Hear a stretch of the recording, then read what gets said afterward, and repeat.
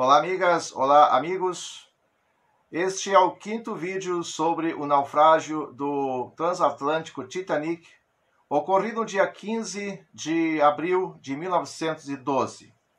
E hoje, 22 de abril de 2020, eu trago as notícias que foram publicadas no jornal A Federação de Porto Alegre no dia 22 de abril de 1912. Dia 21 de abril de 1912, o jornal não circulou porque era domingo. Nova York, 20, recebido à tarde. Um dos sobreviventes do Titanic, Robert Daniel, declara que o choque sofrido pelo navio foi tão pouco violento, aparentemente, que ninguém deu sinal de alarme. Em todo caso, tal choque teve como consequência arrancar o fundo do vapor que acabava de abarroar com um iceberg. Como nada tivesse notado, continua aquele passageiro, conservei-me na cabine, ditando ao taquígrafo que me acompanhava, quando alguém bateu a porta gritando que o vapor se afundava. Pouco depois, os barcos salvação já estavam cheios de passageiros, principalmente senhoras. Os transportes foram feitos na melhor ordem possível em tais circunstâncias. Se houvesse embarcações em número suficiente, é muito provável que todos os viajantes se tivessem salvo. Em determinada altura, lancei-me à água, sendo recolhido por um dos escaleres que se afastava do local do desastre. Ao afastar-se, o vapor estava quase em estado vertical. Com o próprio peso, as máquinas do navio se desprenderam e rolaram por ele com um fragor tão grande que poderia ter sido ouvido a muitos quilômetros de distância. Ainda não era findo o nosso espanto, e o Titanic ficou naquela posição durante uns 5 minutos, pouco mais ou menos, destacando-se os seus 150 pés de comprimento, elevados acima do nível do mar, quando, desviando-se obliquamente, mergulhou e desapareceu aos nossos olhos o gigante. Neste instante, ouvimos, ecoando pela face silenciosa do mar, o grito mais terrível que ouvidos humanos possam ter ouvido. Centenas de brados de socorro, filhos do terror de centenares de indivíduos que lutavam contra a água gelada. Vivamente procuramos salvar alguns que nadavam roxos de frio perto do nosso barco. Porém, se tal fizemos, este não resistiria, visto estar muito cheio. E, de um modo tristíssimo, Robert termina a narrativa de tão grande catástrofe. Outro passageiro, salvo pelo Carpathia, assim se manifesta. Antes de ter sido, com outros passageiros, recolhido a bordo do Carpathia, viu uma jangada que conduzia 24 pessoas, das quais a metade seguramente já estava morta de frio. Acrescenta Senecal que tal espetáculo e as cenas que se lhe seguiram e são tudo o que há de mais impressionante. Os passageiros do Carpathia, inclusive os que haviam sido recolhidos a bordo, julgavam que o Titanic não se afundaria, porém, dentro de pouco tempo, convenceram-se da triste realidade. Lewis, um outro náufrago, conta que meia hora antes de serem lançados ao mar, os botes de salvação, vários passageiros, não crendo na iminência do perigo, discutiam acaloradamente as ordens do capitão Smith, comandante do Titanic, mostrando-se contrários a abandonar este vapor. Londres, 20, recebido à tarde. Bresley, um outro sobrevivente da catástrofe do Titanic, narra do seguinte modo o naufrágio do grande transatlântico. O tempo estava calmo e o frio era intensíssimo. Às 10h15 da noite, ouvi um barulho forte, uma espécie de rangido, parecendo que a quilha do vapor roçava em alguma coisa. Depois houve um ligeiro choque, tão leve, porém, que não causou o menor alarme. As máquinas pararam imediatamente. Julgou-se a princípio que fosse um desarranjo na máquina ou na hélice. Subi ao convés, outras pessoas subiram também, indagando qual a causa súbita do vapor parar. No fumoir, alguns passageiros jogavam cartas e conversavam tranquilamente. Tranquilo voltei ao camarote, mas ouvindo alguns ruídos, movimento de pessoas na coberta, tornei a subir e encontrei grande número de passageiros que novamente procuravam indagar o motivo da parada. Apreensivo, tornei a descer para vestir alguma roupa mais grossa, que me preservasse do frio, que cada vez se tornava mais intenso, quando ouvi a ordem para colocar os cintos de salvação. Todos pensavam que tal ordem encerrasse somente uma precaução prudente, não havendo pânico algum. Só se compreendeu a gravidade do caso quando a tripulação começou a preparar as chalupas de salvação. Imediatamente, os oficiais ordenaram que todos os passageiros recuassem e que as mulheres avançassem. A ordem foi recebida no meio do maior silêncio. As mulheres desceram calmamente para os botes, salvo aquelas que quiseram ficar em companhia de seus maridos. Muitas, porém, foram arrancadas à força, a fim de serem salvas. O comandante ordenou que os barcos fizessem volta em torno do vapor, esperando uns pelos outros, a fim de formar um comboio. Tal ordem, porém, não pôde ser cumprida, pois o navio se afundava rapidamente. Os escaleres afastavam-se em desordem e sem que as mulheres gritassem. Pouco depois, o Titanic tomava uma posição vertical. Vendo o perigo iminente, joguei-me à água e, quase morto de frio, fui recolhido a um escaler e finalmente achei-me a bordo do Carpathia, são e salvo. Nova York, 20, recebido à tarde. Os sobreviventes do Titanic que já se achavam em terra têm sido assediados por uma multidão de jornalistas americanos e estrangeiros que lhes pedem descrições do desastre. Muitos recusam, porém outros contam, com todos os pormenores, as cenas de angústia que presenciaram no momento da catástrofe. Lady Duff Gordon, conversando com os seus parentes e pessoas amigas, assim descreve o desastre.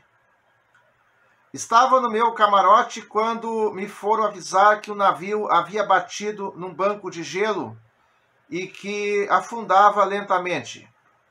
Como é de presumir, fiquei horrorizada e rapidamente subi na coberta que já encontrei repleta de passageiros.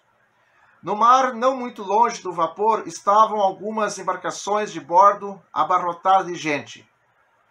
No convés, os oficiais e marinheiros dirigiam, aparentemente calmos, o serviço de salvação. Poucas eram as embarcações que restavam a bordo, e entre os numerosos passageiros que permaneciam na coberta, começava a manifestar-se o pânico. Todos queriam precipitar-se nos escaleres, sendo alguns que tentavam embarcar obrigados a recuar pelo comandante que, de revólver em punho, guardava os escaleres, sendo a ordem a muito custo restabelecida, depois de terem sido lançados por terra alguns passageiros que se recusavam a obedecer às ordens do comandante Smith. Eu estava como petrificada. Não dava um passo para me salvar, nem fazia o menor apelo em tal sentido. De repente, senti-me agarrada pelas costas e precipitada dentro de uma pequena embarcação que, no momento, estava sendo arriada. O escaler tocou na água pouco depois e começou a afastar-se lentamente do costado do vapor. Olhei para cima e vi distintamente o indivíduo que formava o pulo para cair dentro da nossa embarcação. Nesse momento, ouviu-se um tiro e o indivíduo vacilou um instante. Precipitou-se no espaço, vindo cair dentro do bote, a 2 passos de mim. Estava morto com uma bala na nuca. O cadáver permaneceu ao nosso lado até que desembarcamos. À medida que nos afastávamos do local do horrível sinistro, ia olhando para todos os lados, e posso vos garantir, o espetáculo era horrendo, porque por todas as partes se viam cadáveres boiando na superfície do oceano. Aqueles que neles se jogavam morriam pouco depois, devido ao horrível frio que reinava. A nossa embarcação esteve boiando nas proximidades do local da catástrofe até que fomos recolhidos pelo Carpathia. O coronel Gratier, do exército americano, um dos náufragos do Titanic, em carta dirigida a alguns amigos, assim descreve o sinistro. Apenas tive conhecimento de que o vapor tinha batido no iceberg, saí de minha cabine e subi rapidamente ao tombadilho. Assisti aos trabalhos de salvação das mulheres e crianças e quando só restavam homens no tombadilho, joguei-me ao mar. Neste momento, o Titanic começava a afundar-se rapidamente. Eram 2h22 da madrugada. Apenas caí na água, fui arrastado para o fundo pelos remoinhos que se faziam em torno do navio, e quando voltei à superfície d'água, que estava frigidíssima, nadei em direção a uma jangada que via a algumas dezenas de metros, sendo nela recolhido, ajudando ainda a salvar muitos dos meus companheiros de desgraça. Nunca me esquecerei dos trágicos momentos que passei quando fui apanhado pelo remoinho e arrastado para o fundo do mar. Parecia que uma força poderosa me puxava para baixo. Em tal ocasião, pensei em tudo. Lembrei-me de que as máquinas podiam explodir com o contato com a água e então a minha morte seria inevitável. Pela memória me passaram todas as histórias que havia ouvido de pessoas afogadas em água fervendo e com os corpos despedaçados por horríveis explosões. Porém, a esperança nunca me abandonou, e tinha razão, porque alguns minutos depois estava salvo. O segundo oficial do Titanic teve a mesma sensação, segundo ele mesmo contou. Quando viu o vapor completamente perdido, jogou-se à água, sendo tragado por um remoinho, e que debaixo d'água vieram-lhe à mente toda a sorte de recordações pessoais. Podia ser que o salvassem, apesar de estar convencido de que aquele seria o último dia de sua vida. Tive enormes dificuldades, diz ele, em reter a respiração debaixo d'água. Lutei com todas as minhas forças para voltar à superfície, o que consegui. Depois de alguns minutos que me pareceram séculos, enfim, conseguiu. Olhei em torno de mim e no primeiro momento só vi o oceano coberto de gelo e os destroços do Titanic. Fechei os olhos, horrorizado, e quando os tornei a abrir, vi ao pé de mim homens e mulheres que lutavam desesperadamente com o mar. Então compreendi a enormidade do desastre. Fui nadando, umas vezes agarrando-me às tábuas que encontrava, doutras em cadáveres, e assim encontrei uma jangada já sobrecarregada, que me recolheu a seu bordo. Não cabia mais pessoa alguma. Vimos-nos obrigados a defendê-la à força dos náufragos quando repelidos. Uns chorando imploravam que os salvassem, outros ameaçavam, e finalmente outros resignados nos olhavam com os olhos esmagados de lágrimas e respondiam: boa viagem, Deus vos proteja. Nunca por anos que eu viva esquecerei as cenas patéticas e horríveis que presenciei nesse momento.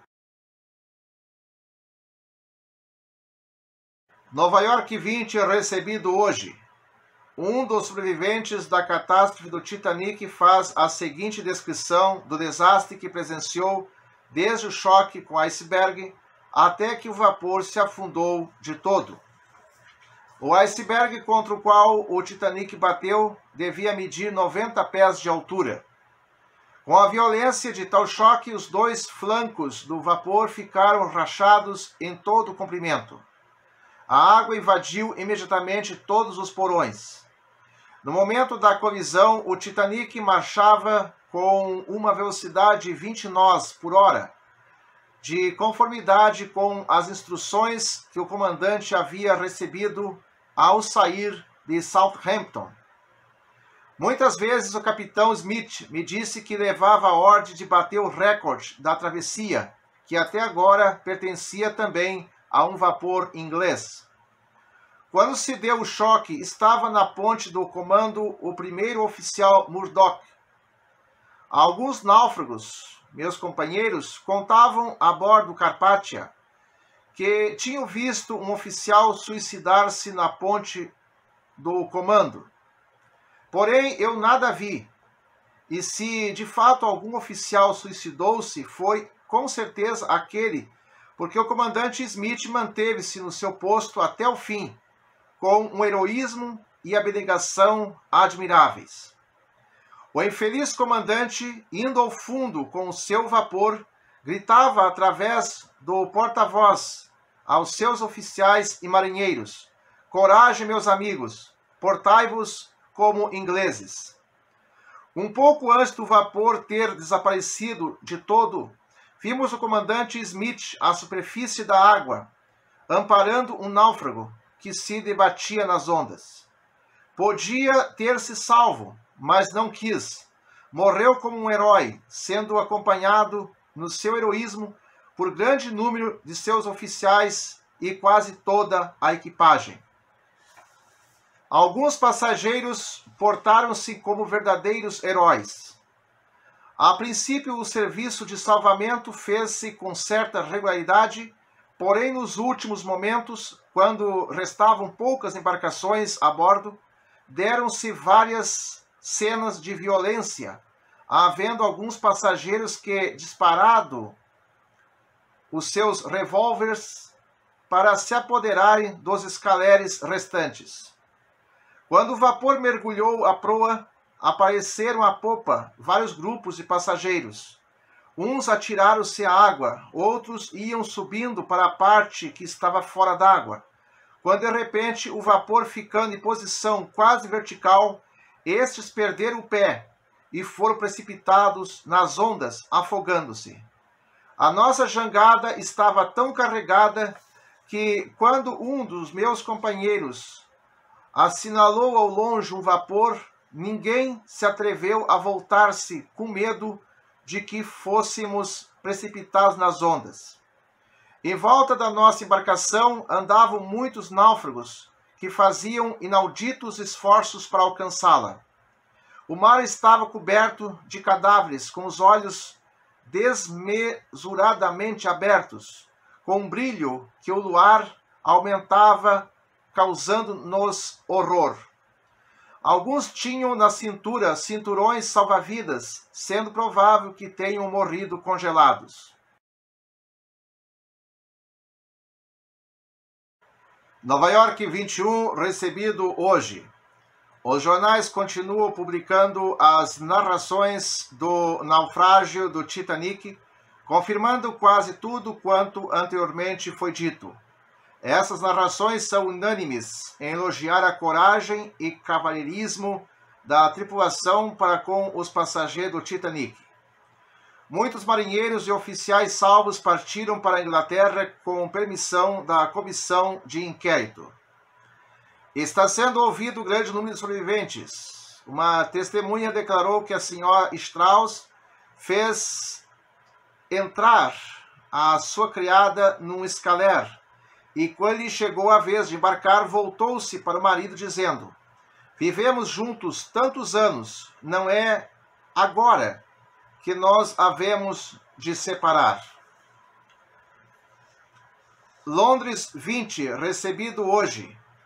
O Evening News publicou hoje uma entrevista sobre a qual se reserva o direito de propriedade que o seu correspondente teve com o segundo radiografista do Titanic, de nome Harold Bright.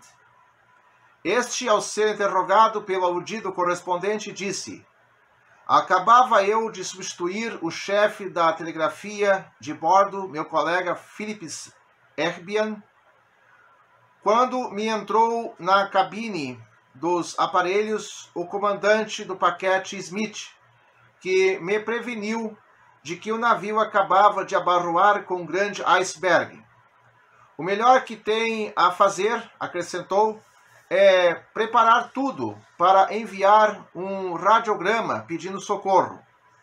Em todo caso, não espeça o recado sem eu ordenar de novo. 10 minutos depois, voltava o comandante dizendo-me: envie o radiograma. Que radiograma? Perguntou Phillips, que já então se achava na cabine. Um radiograma pedindo socorro, conforme está regulado nos tratados internacionais, replicou o capitão. E, saindo, acrescentou: nada mais do que isso. Phillips começou a transmitir o recado gracejando constantemente, porque não acreditava no perigo. Eu, pela minha parte, fazia o mesmo. Só depois de longo tempo, nos convencemos de que realmente alguma coisa anormal se havia passado. Mas nunca poderei esquecer a maneira como meu chefe trabalhava, cheio de serenidade, escravo do dever. Durante aquele terrível quarto d'hora, sem que ele interrompesse o serviço, ajustei-lhe ao corpo a cinta de salvação. Em seguida, percebendo que estava para descer o último barco salva-vidas, fui à câmara buscar o dinheiro de Phillips para lhe entregar. Voltando, tive ainda tempo de ver que o meu chefe e colega estava sendo vítima de um infame atentado. Continuando embora a trabalhar nos aparelhos para a salvação comum, um foguista ou marinheiro, não pude verificar bem, tratava de subjugá-lo para lhe arrancar do corpo o salva-vidas. Compreendi rapidamente que o cumprimento do dever me impunha um único caminho: matar o miserável. Assim foi, e em menos de um segundo seu corpo rolava pelo chão da cabine. Tendo terminado as comunicações, Phillips saiu da cabine justamente comigo. Desde esse momento, não ouvi mais. Separamo-nos procurando a salvação, enquanto, no convés, a banda musical de bordo animava a faina de salvação, executando um cântico sagrado, que naquele momento tinha tudo de trágico e solene. Nova York 22. O steward da primeira classe do vapor Titanic, Whitley, atualmente em tratamento no hospital de São Vicente, por ter os pés gelados e apresentar várias contusões no corpo, declarou que a bordo do escaler onde foi recolhido, lembra-se perfeitamente ter ouvido a conversa de 2 vigias daquele vapor. Um deles dizia: 15 minutos antes de dar-se a horrível colisão, fui ao passadiço e preveni ao primeiro oficial Murdoch, que me parecia avistar um enorme banco de gelo. Por 2 vezes repeti-lhe o mesmo aviso. O vigia mostrava-se indignado pelo pouco caso ligado às suas palavras. Um deles observou: não admira que Murdoch se tenha suicidado. Contra Whiteley, que caiu ao mar na ocasião em que ajudava a arriar uma das embarcações. Munido como estava de um cinturão salva-vidas, conseguiu agarrar-se a um armário que encontrou flutuando e ao qual já se achavam seguros outros 2 náufragos que estavam exaustos de frio e de fadiga, não tardando por tal motivo a afogarem-se. Fazendo então um apelo desesperador às poucas forças que lhe restavam, ele nadou até a madrugada em direção a uma jangada improvisada que avistara à distância e onde se achavam muitos companheiros de infortúnio.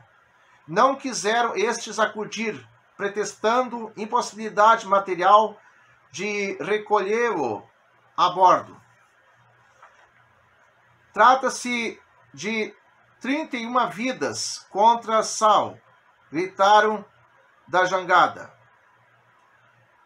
Whiteley confessa que em tal momento fez intimamente uma oração para que um das jangadas morresse.